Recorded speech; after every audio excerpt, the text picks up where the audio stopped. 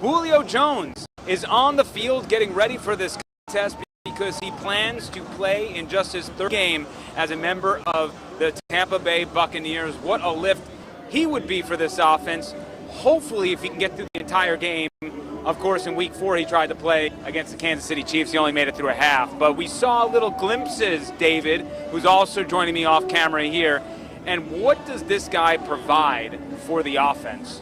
I mean, we talked about it in the offseason. A healthy Julio Jones is one of the most dangerous wide receivers in the NFL. This guy has the ability to spread defenses out. He can blow the top off of a defense. He makes his breaks, and he can cut it short. And then when he has the ball in open space, watch out. He's a hard guy to bring down with the combination of his speed. So you got the size, the speed, everything that he has in his arsenal could be in play tonight if he truly is 100%. That's a huge boost for this offense. Yeah, and remember in that game against the Cowboys, as Dave and I are going to step into the screen right now, that game against the Cowboys, they kind of utilize him in the rushing game as well. Yes. And that's a big problem for this Tampa Bay Buccaneers team because right now, as it currently stands, they are on pace to be the worst rushing offense since 1970 in the National Football League, as they are just rushing for 94 yards per game. And again, that's after Week 1 where they ran down the throats of the Dallas Cowboys. Yes. We just have not seen that since. No, you have, and a lot of that has been the play of the offensive line. They've had some injuries, some nicks, and honestly, just some non-cohesiveness, if that's really the right term. Yeah, for lack of a better term, they just have not played very well. Yeah, and when it's not the offensive line, it's the wide receivers who aren't blocking as well. It's just a group effort of why things have not been working, and a big reason why they can't get anything going in the rushing game is because they aren't jumping out to leads. Yes. They have been struggling mightily to start games, and that is going to be a huge point of emphasis against Baltimore tonight on Thursday Night Football because they have scored a total of 3 touchdowns in 7 games in the first half. All right, they scored 0. None.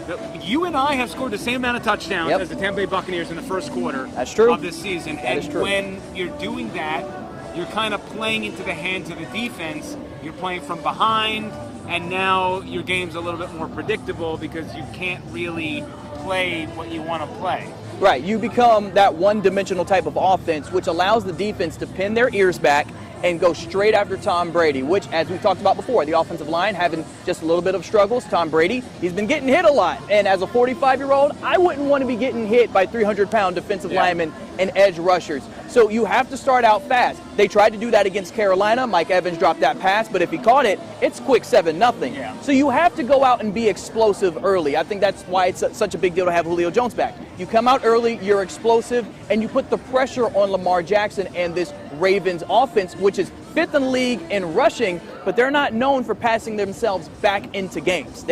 When they have to do that, they aren't as successful. The issue is they run the ball so well that it plays right into the hands of the Bucs in terms of pressure to come out early and score quick and score so fast and build a lead that it reverses that pressure on the Ravens. If they do not do that, we could see a repeat, probably worse of what we saw in Carolina. Carolina, without Christian McCaffrey, 173 yards on the ground. Real quick, who are the running backs for the Carolina Panthers? Exactly, you don't know. These guys have Lamar Jackson and Gus Edwards. And if the unknown brothers ran for 173, you should be very concerned about what MVP Lamar Jackson is going to do to this Bucs defense if the offense of Tampa Bay can't get out to a quick lead. Yeah, that's a tremendous diatribe from David Shealy right now.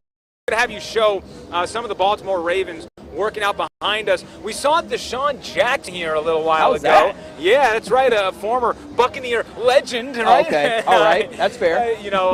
But someone we know in Tampa Bay very well. Another man who's here on the broadcast, Ryan Fitzpatrick, who I saw in a Dolce & Gabbana in the outfit that he went out in that post-game press conference, which made him such a beloved figure. Fitzmagic, man. Here, and Adam, you can actually point right there. There is DeSean Jackson, the former Tampa Bay Buccaneer. He was just signed recently this past week. He was. He was out of the league. He was. If you remember last year he played for the Rams and he popped the top off against the Buccaneers in that game in L.A. We know what this guy can do. It almost seems inevitable that they are going to try to hit one deep ball to DeSean Jackson in this game. You have to, right? And I don't blame them, especially when you consider the injuries right now for the Tampa Bay Buccaneers. 8 total, 7 ruled out because Logan Ryan's on the IR. You have 5 starters out: Logan Ryan, Carlton Davis, Antoine Winfield Jr., Luke Gedeke, and Akeem Hicks. All right, 4 of those starters are on the defensive side of the ball, and that is a huge issue. Now, Todd Bowles has had to deal with this before. He dealt with it last year. The only difference is he has to now figure out, how am I going to create a defensive game plan for a bunch of rotating pieces in 4 days against a man named Lamar Jackson? That's a tough job. Right? That is a super tough job. I think the DBs you just talked about, right? The depth at those defensive back positions, again, it's going to be kind of on them. You talk about Deshaun Jackson being able to blow the top off of defenses. He's been doing that since he's been in the NFL. Since 2008, he's been able to do that. Yeah. So when you have Zion McCollum out, 2018. Okay, but I'm just saying. My man not that old. He's been in the league for a minute. He's been in the league. He's very good. He's been in the league for a minute, and somehow he has looked the same age throughout the entire time. But Zion McCollum, I think there's a lot of pressure on him. Keanu Neal, same deal, right? Like you really have a tough job tonight, because you not only have to worry about getting the top blown off of you, but even if you cover well, you got this guy wearing number 8 that's going to take off, and then you'll turn around and see he's in free space, and then you'll blink and he'll be behind you. So And Zion McCollum, who, look, I mean, when you ask questions to these coaches in the press conferences, they're always going to kind of give you some tremendous positivity. And even with Zion McCollum, Bowles said it was a tough game. Larry Foote went into a discussion with him about saying how when he was a rookie, players wanted him off the field. They didn't trust him. So it just goes to show that the tape was pretty gnarly, especially when it comes to containment. You have to be in your run fits, and you have to be disciplined. And there's going to be a lot of players on the field defensively who haven't logged a lot of minutes in the NFL, and that's the struggle, is for 4 quarters, can you stay disciplined? And I also want to mention this, for 4 quarters, can you stay in the fight? Mike Evans talked about last week how when he dropped that ball, he felt out of it. He felt deflated. He thought the team was deflated. It took him a while to get back into it, despite 9-catch, 96-yard performance. This Baltimore Ravens team has led by 10 points in every single game they played in, all 7, but they're 4-3. Yes. And why? Because they're losing the fourth quarter 71-25.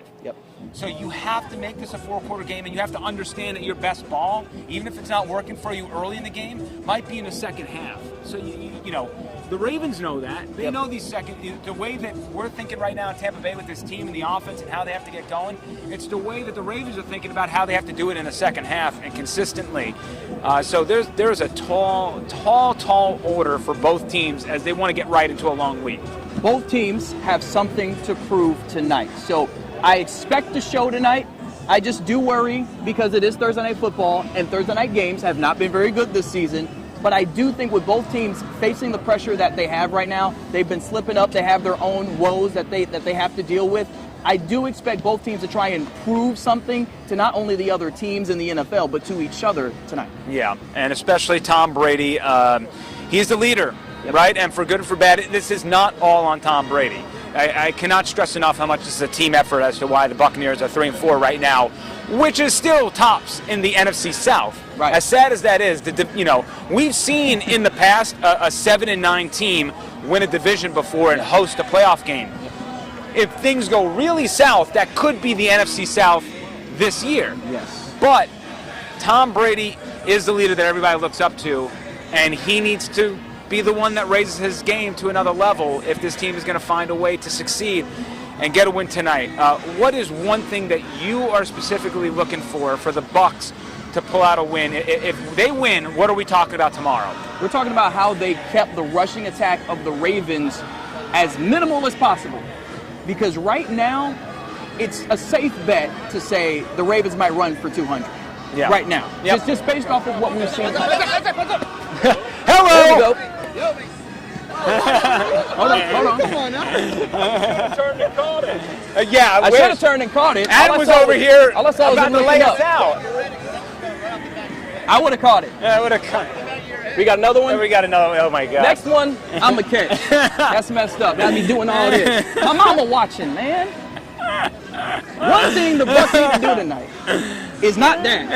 What they need to do is stop the rushing attack of Lamar Jackson and Gus Edwards and everything else that the Ravens like to do. They even like to run trick plays.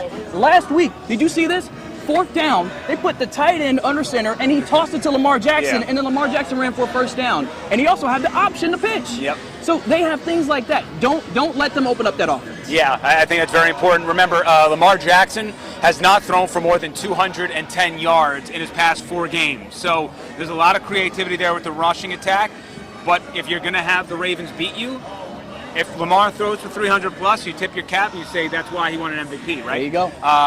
For me, I simply believe it's going to be starting out quick. I think if the Buccaneers can get out to a lead, if they can get up 10-0, something like that, get some positive momentum, they can start running the offense that they're accustomed to. The players are going to have less pressure on themselves because, they're going to have that lead. They're going to feel more comfortable. They're not going to say, woe is me. They're not going to say, here we go again.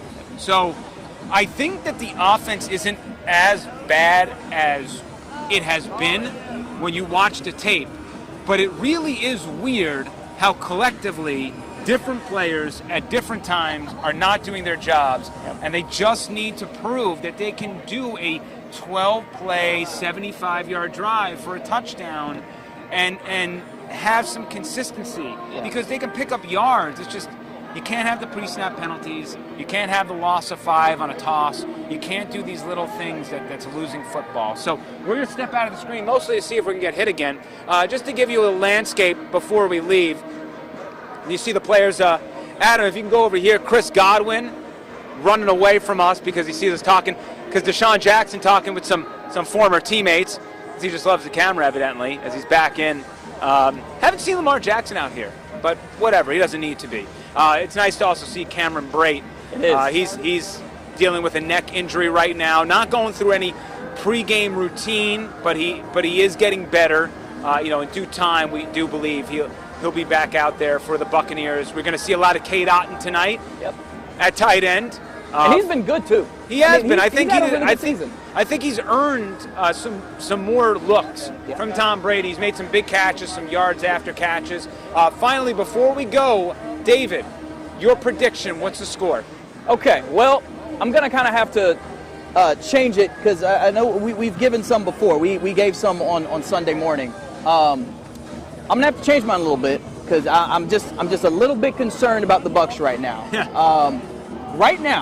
Right now, and if they change my mind, that's great. But right now, I'm changing my pick. I think the Ravens are actually going to win this game. I think the rushing attack is going to really overwhelm the young pieces and the depth pieces on that Bucs defense. I don't know if they go for 200 fully, but if I see it, I'm not going to be surprised. I think the final score today will probably be 21-17 Ravens. Yeah, you know what? I made my prediction on the Blitz, which airs, by the way, Sunday at 8:30 on Brightside. We're going to have a recap episode more than a preview, so we're going to be able to open up our playbook a little bit. But I'm going to stick with it. My gut tells me the Ravens are going to win this game. Yes. But I'm going to try to not allow hindsight bias to affect what my prediction was before the game, which is 24-23 Buccaneers, and it comes down to a last-second-ish type field goal from Ryan Suckup and a game-winning drive from Tom Brady in prime time, something we have seen so many times in the past. Thank you so much for joining us on Facebook Live here on 10 Tampa Bay. Please watch 10 Tampa Bay tonight on Nights Out. The game ends in time, and we're able to show you highlights. We'll have a full recap. Hopefully hear from Coach Todd Bowles or Tom Brady after the game. But also, this man will be working a long, long day because he'll be on air tomorrow morning giving you a recap of what happened in this game, win, loss, reactions from the locker room to see how they move forward into a long week.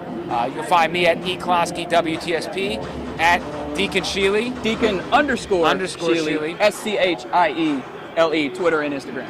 Thank you so much. Hope you got a good, cold, frosty beverage in front of you if you're not coming out to Ray J. And we will see you later on 10 Tampa Bay on Nightside. Oh, my God. Get me out of here. I was messing with him. We're good.